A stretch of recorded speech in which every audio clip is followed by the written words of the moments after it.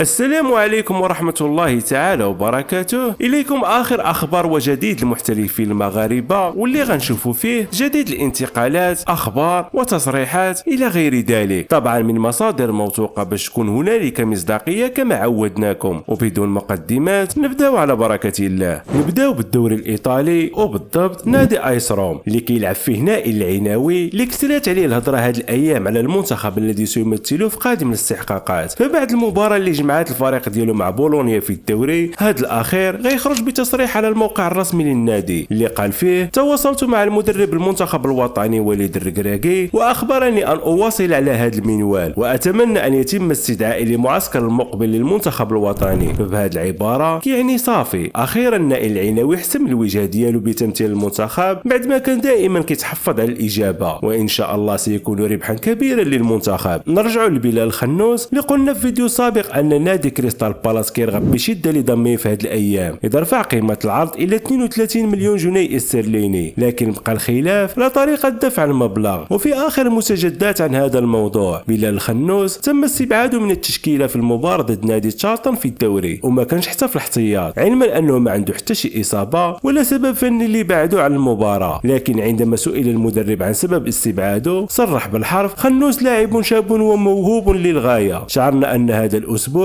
لم يكن سهلا عليه، وفي النهايه قررت ابعاده عن الاضواء. يعني بهذا التصريح باللي الخنوس بسيكولوجيا ما حضرش مع الفريق نهائيا، وبهذا التمرد كيضغط حتى على الاداره باش تسهل المفاوضات مع نادي كريستال بالاس، لان على ما كنلاحظ ان نادي ليستر كيحاول عرقله المفاوضات باي طريقه باش ما يمشيش الخنوس لنادي اخر، لا سيما هذا الموسم كيحاول باش يرجعوا في الدوري الانجليزي الممتاز. فهاد الايام القليله اللي بقات في الميركاتو كنتمناو الخير لبلال. ننتقل للمهاجم نادي غلاسكو رينجرز حمزه إيغامان اللي الوضعيه ديالو مع الفريق لا تبشر بالخير. فبعد رفض الاداره مجموعه من العروض ابرزهم عرض نادي ليل، هادشي اللي خلى إيغامان يتمرد ويدخل في قضيه برادو فير مع الاداره. فحسب تصريح المدرب اللي قال فيه: التفت الى حمزه في دقيقه 60 من المباراه وقال لي اني مصاب، علي ان اثق به لكن سنرى. هكا المدرب كيشك في مصداقيه إيغامان، وكيظن ان حمزه كيدير هكا باش يضغط على الاداره باش تقبل عرض نادي ليل الفرنسي. نادي رونجرز ما عنده حتى شي مانع في مغادره اللاعب، لكن يمشي بعرض مقنع يليق بقيمه اللاعب. لحد الان حمزه ما خرج حتى شي تصريح باش يدافع على نفسه. بالنسبه للراي المتواضع كنظن ان من حق اللاعب يمشي يقلب على راسه في جهه اخرى كيف ما كنقولوا، ويزيد خطوه للامام، خصوصا ان ما كيلعبش مع النادي الحالي. ضروري خصو يدير ماتشات في رجليه باش ينافس على مكانه مع المنتخب الوطني المغربي ويدير كارير مزيان، خصوصا السن ديالو مازال صغير والمستقبل كله امامه. ننتقلوا الان الى ابن فاس البار والمهاجم رقم 1 بالنسبه لوليد الركراكي يوسف النصيري، اللي كاينه اخبار حصريه تتقول عن اهتمام نادي ايس ميلان بالتعاقد معه في هذا الميركاتو بعد ما تعثرت المفاوضات مع المهاجم نادي باير ليفركوزن النيجيري فيكتور بونيفايت. فحسب جريده فانتي التركيه اللي قالت: خوسي مورينيو يحسم قراره بخصوص يوسف النصيري. وذكر في تتمه المقال ان يوسف النصيري كان في طريقه للذهاب في سوق الانتقالات بسبب انتقادات الجماهير بالرغم من تسجيله ل 30 هدف الموسم الماضي، لكن مورينيو حسم امره بالبقاء في فريق فيرنين باخشا. يعني ان مورينيو سد الباب على جميع الفرق اللي باغي تنتدبوا هذا الموسم، ولكن كاينه واحد السيناريو هو في حال استقطاب فيرنين باخشا المهاجم اليوفي فيلاهوفيتش، ديك الساعه ممكن ينتقل نصيري للميلان. واخا انا كنستبعد هذه الفرضيه لان مورينيو عزيز عليه طريقه اللعب باش كيلعب نصيري اللي كيعتمد بالاساس على اللعب تكتيكي داخل الصندوق والفعاليه في الكرات الهوائيه. على اي حال نتمنوا ما هو خير الاسد ديالنا. جينا على نهايه هذا المقطع، فما تنساش دعم القناه بالضغط على زر الاشتراك وتفعيل جرس الجرس باش يبقى يوصلكم كل جديد. كان معكم سيمو،